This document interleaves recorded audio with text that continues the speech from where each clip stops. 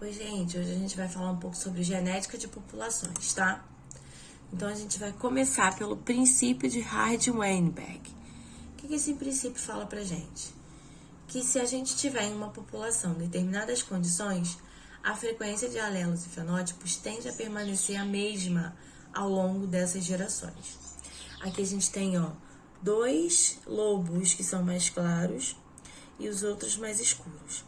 Se essa população não sofrer nenhum tipo de interferência, vão sempre aparecer 2, 3 lobos mais claros.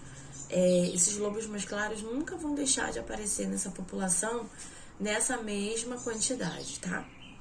Então, isso não vai se aplicar em populações grandes. Não vai se aplicar se ocorrer muitas mutações. Não vai se aplicar se ocorrer cruzamentos casuais. Isso também não vai se aplicar se tiver migrações, se esses lobos migrarem tanto para fora quanto para dentro. Não vai ocorrer esse tipo de princípio. E também só vai ocorrer quando não ocorre seleção natural, tá? A evolução é como um conjunto de mudanças de frequências dos alelos. As mutações, elas vão acrescentar novos alelos ao pool gênico, que é como a gente chama esse grupo fechado, aumentando a variabilidade genética, tá? A seleção natural tende a eliminar as formas não adaptativas que estão direcionando a evolução. As frequências de alelos em uma população, elas podem ser influenciadas por diversos fatores, como vistos no princípio do Hardy-Weinberg.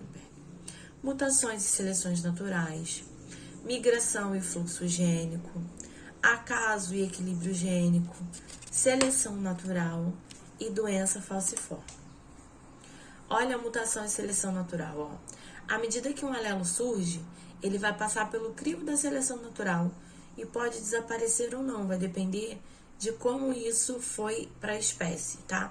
Se ele permanecer na população, ele é incluído no pool gênico. Olha o exemplo que a gente tem aqui. Esse rato marrom e o rato branco num ambiente branco. Qual deles tem mais chance de sobreviver? O branco, né? Agora, esse rato branco e esses ratos marrons num ambiente marrom. Qual tem mais chance de sobreviver? O marrom. As migrações, elas podem acabar transferindo alelos de uma população para outra. E aí a gente vai chamar isso de fluxo gênico. Então, a gente tem aqui, um grupo só de lobos fechados marrom escuro. Se um lobo marrom claro for para lá, ele acaba levando o alelo para esse grupo. O acaso e o equilíbrio gênico. O acaso ele pode provocar alterações drásticas e modificar o equilíbrio do princípio estudado. A gente vai chamar isso de deriva gênica, tá? Ou oscilação genética. A gente tem o efeito gargalo, que é quando ocorre, muitos indivíduos são parecidos, ocorre uma exterminação em massa e sobram pouquíssimas espécies. A gente chama isso de efeito gargalo. E nós temos também o efeito fundador, que é quando um indivíduo se desgarra da população, um grupo pequeno, de indivíduos se desgarram da população atual e vão migrando para outro lugar e a partir daí eles levam somente aquele grupo de genes que tinha com eles.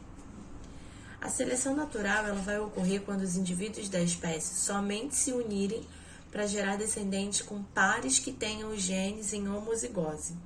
Isso pode ocorrer em algumas espécies. Gansos, por exemplo, só cruzam entre gansos que são da mesma cor.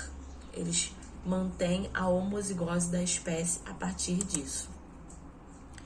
A doença falciforme, o estudo do caso, essa doença ela é principalmente encontrada na África, hoje já é espalhada pelo mundo, é uma deficiência na hemácia e ocorre em grande quantidade em pessoas que têm a pele escura, tá?